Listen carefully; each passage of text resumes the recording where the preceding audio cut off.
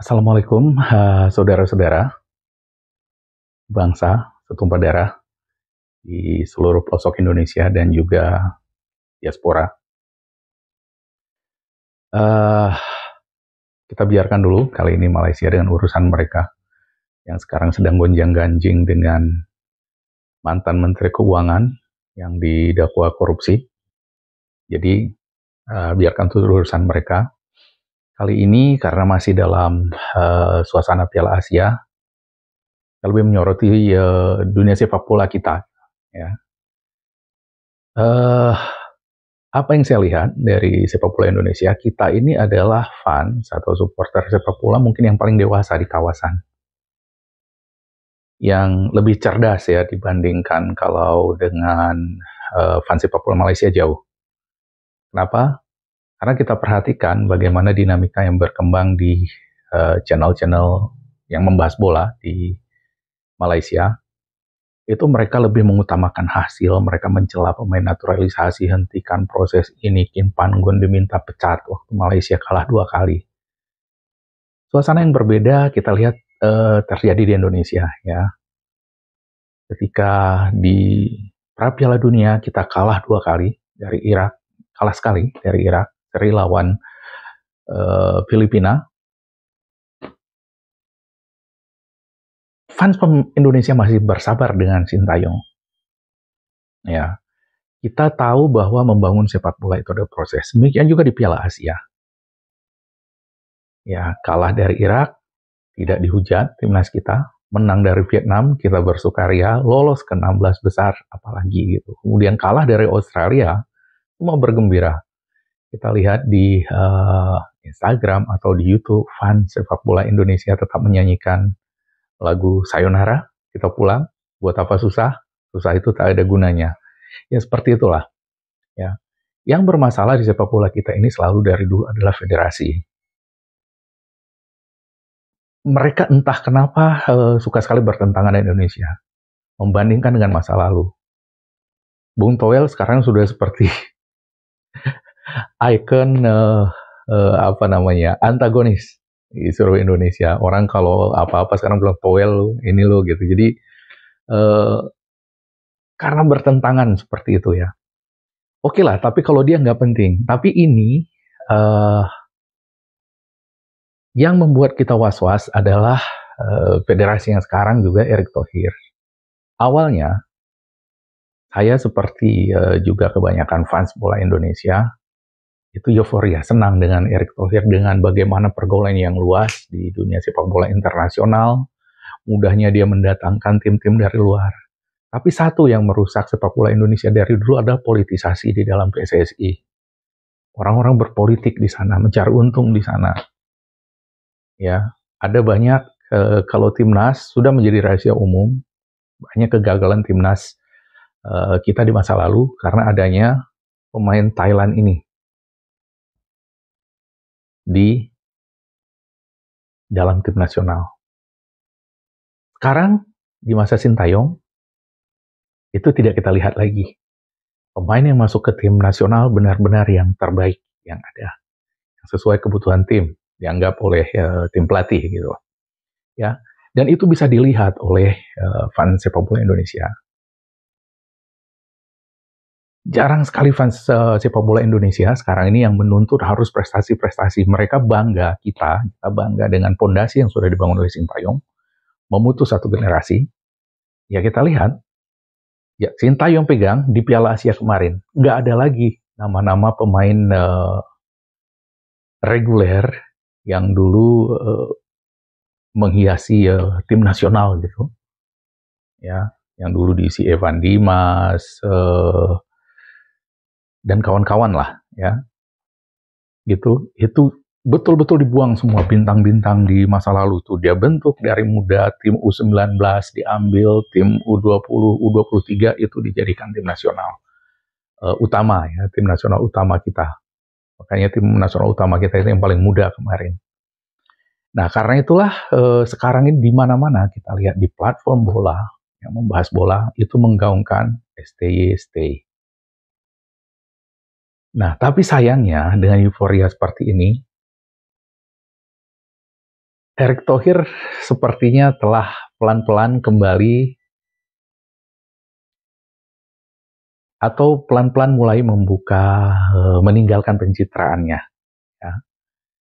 Karena di awal kita lihat Sintayong ini itu bukan Erick Thohir yang mendatangkan, tapi Iwan Bule. Iwan Bule ini baru kita sadari sekarang, ternyata adalah ketua PSSI terbaik di abad ke-21. Kenapa saya katakan begitu? Karena dia betul-betul tegas menarik garis dengan tim kepelatihan, benar-benar memberikan wewenang yang sepenuhnya kepada tim pelatih, tidak berkompromi dengan orang-orang yang mau memasukkan pemain Thailand ini ke timnas. Ya, Erick di satu sisi selama ini kita pikir dia begitu ini dengan Sintayong, ya begitu kooperatif atau begitu suportif terhadap Sintayong. Tapi di balik itu kita lihat Exco PSSI terus mulai membuat narasi-narasi bahwa fondasi itu tidak sepenting prestasi gitu kan. Kemudian mempermasalahkan pemain keturunan gitu. Nah, kalau yang mempermasalahkan itu orang dari sepak bola, orang lama yang sudah kita kenal, mungkin tidak mengkhawatirkan. Tapi ini yang berbicara seperti itu adalah Arya Sinulinga. Anggota Exco PSSI Arya Sinulinga yang baru setahun berkecimpung di sepak bola. Kenapa mengkhawatirkan?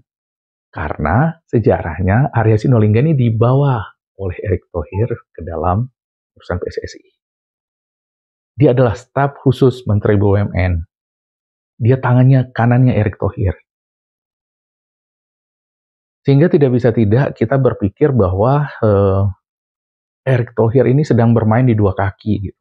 Di satu sisi dia tampil sebagai good cop, main good cop, bad cop, ya polisi baik, jahat. Erick Thohir sendiri tampil di depan publik untuk seolah-olah dia mendukung Sintayong, dia bersama kita para penggemar sepak bola Indonesia akan perpanjang kontrak Sintayong. Kemarin dia katakan bahwa ini kita ada target lolos ke 16 besar Piala Asia. Nanti ada U23. Awalnya salah satu target itu lolos, Sintayong diperpanjang. Lolos U23. Tapi begitu kita lolos ke 16 besar, targetnya berubah lagi. Kita harus lolos dari babak grup Piala Asia U23. Nah, melihat ini kan seperti apa yang dibilang orang Jawa ya. Isuk dele, sore tempe. Berubah. Kata-katanya nggak bisa dipegang. Gitu. Nanti begitu lolos ke U23 entah apa lagi yang dia katakan. Ya sekilas target ini nggak begitu berat kan, melihat bagaimana penampilan timnas utama kita. Komposisi tim kita ya seharusnya nggak masalah ya. Di tingkat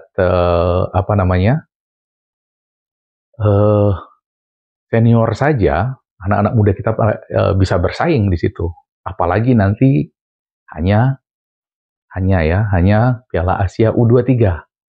Tapi masalahnya itu bukan agenda FIFA. Bukan agenda FIFA. Yang artinya klub berhak untuk tidak melepas pemainnya. Yang artinya pemain andalan kita yang saat ini bertanding,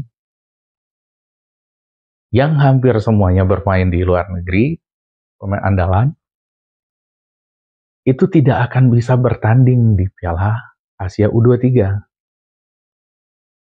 Ivar Jenner, Justin Hubner, Rafael Struijk, Marcelino, Elkan Bagot, Arhan, itu tidak akan dilepas oleh timnya untuk bertanding di turnamen yang bukan agenda FIFA. Tentu sangat berat bagi Sintayong meracik pemain yang apa adanya untuk lolos dari grup yang luar biasa beratnya di Piala Asia nanti. Dan kita fans sepak bola Indonesia sebenarnya sudah trauma melihat situasi seperti ini. Di saat kita sedang senang-senangnya melihat timnas kita berkembang, tiba-tiba di PSSI buat ulah. Sama seperti sering dibahas oleh Bung Towel bahwa bagaimana hebatnya tim Asia, tim kita di Piala Asia waktu kita menjadi tuan rumah, kita menghantam Bahrain 2-1, hanya kalah 2-1 dari Arab Saudi dan hanya kalah 1-0 dari Irak. Itu tim yang dari Korea Selatan waktu itu. Itu tim yang sangat hebat, betul. Dan tim itu memang benar-benar hebat dan terus berkembang waktu itu timnas kita. Dan puncaknya 2010, AFF 2010. Ketika memulai program naturalisasi juga, euforia Ivan Bahdim waktu itu, dan Christian Gonzalez, luar biasa. Tapi kemudian gonjang-ganjing di PSSI kita gagal juara. Dan sejak itu hancur lebur PSSI, pecah dua, IPL dan ISL waktu itu.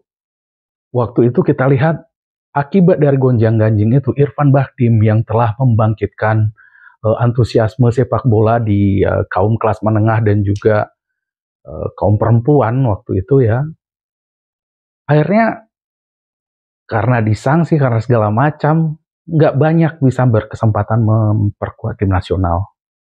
Talentanya menjadi sia-sia, potensinya menjadi sia-sia, sampai kemudian dia kehilangan masa keemasannya. Dan tim juga pecah dua, kemudian kita tim yang begitu membanggakan waktu itu dihajar oleh Bahrain 10-0 akibat dualisme itu, dan sejak itu suramlah sepak bola Indonesia.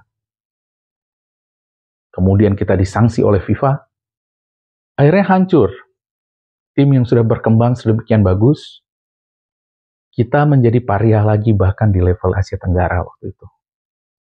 Level kita jadi dengan Laos, Kamboja, itu yang terjadi. Nah, melihat gelagat yang ditunjukkan oleh Erick Thohir saat ini, terus terang saya pribadi dan juga saya pikir banyak dari fans sepak bola Indonesia merasakan kekhawatiran itu. Karena bisa dibilang ya, prestasi yang dicapai oleh timnas Indonesia kali ini di Qatar itu lebih kepada hasil dari atau warisan dari Iwan Bule, bukan Erick Thohir. Kita ingat dulu bagaimana tim ini berjuang untuk sampai ke 16 besar Piala Asia ini, itu tidak dimulai dari kualifikasi, tapi pra-kualifikasi. Sebelum bisa masuk ke kualifikasi, waktu itu kita harus melewati hadangan dari China Taipei. Iwan Bule yang saat itu menjadi ketua PSSI khusus mencarter pesawat membawa timnas kita ke Buriram untuk bertanding melawan China Taipei dan menang dengan agregat 5-1. Dengan kemenangan itu kita berhak untuk masuk ke babak kualifikasi yang waktu itu di Kuwait, satu grup dengan Jordania, Kuwait dan Nepal. Kita lolos lagi. Ya. Dan waktu itu memang sepertinya kita merasakan ya, kita tidak bisa membuktikan, tapi merasakan seperti ada konspirasi yang untuk menjatuhkan Iwan Bule waktu itu. Yang paling kentara sekali terasa waktu itu adalah banyak sekali seperti dihambat naturalisasi dari Jordi Amat dan Sandy Walsh waktu itu, sehingga mereka berdua tidak bisa memperkuat timnas kita di babak kualifikasi yang ada di Kuwait itu. Gitu. Kemudian terjadi tragedi Kanjuruhan yang penuh kejanggalan itu yang menjadi pintu masuk untuk menjatuhkan Iwan Bule waktu itu. Dan Erick Thohir naik ke tampuk pimpinan PSSI. Ya. Tapi ya euforia juga waktu itu ya. Dan kemudian U20 gagal, kita lihat spanduk di mana-mana, baliho. Erick Thohir, terima kasih Erick Thohir, Indonesia tidak jadi disanksi FIFA seperti itu gitu. Jadi pencitraan Erick Thohir ini memang sangat jago. Tapi kalau kita perhatikan lagi, selain pencitraannya itu, nggak ada juga hal yang besar yang dibawa Erick Thohir ke timnas ini, selain uji coba itu ya. Kalau uji coba begitu ya, jawaban Iwan Bule juga udah uji coba gitu. Tapi kita melihat sepertinya Erick berbeda dengan Iwan Bule yang begitu tegas dengan mafia bola. Ya, kita kan tegas. Erick ini arah-arahnya seperti mulai permisif atau mulai mengakomodir. keinginan mereka gitu ya. Suara-suara untuk merendahkan timnas Indonesia ya, lebih baik juara AFF daripada Piala Asia atau SEA Games dari Piala Asia, itu terdengar dan itu seperti dipelihara. Indikasinya apa? Yaitu tadi, Arya Sinulinga. Karena dipersepsi oleh publik, suara Arya Sinulinga itu adalah sebenarnya suara Erick Thohir. Karena itu orangnya dia. Jadi apa maunya? Apakah kita akan menyaksikan sepak bola Indonesia yang sekarang ini sudah memberikan harapan akan terpuruk kembali seperti yang terjadi dengan timnas kita yang luar biasa, timnas 2010, yang kita bisa berharap terbang tinggi dengan itu nggak tahu. Karena kita nggak bisa intervensi. Dan sekarang ini mungkin yang bisa menyelamatkan kita sedikit adalah Pilpres. Ya. Sebelum Pilpres ini, Erick Thohir nggak akan berani bertindak ekstrim untuk menentang aspirasi dari cinta sepak bola Indonesia. Karena itu akan menjadi bahaya bagi pasangan calon yang dia dukung.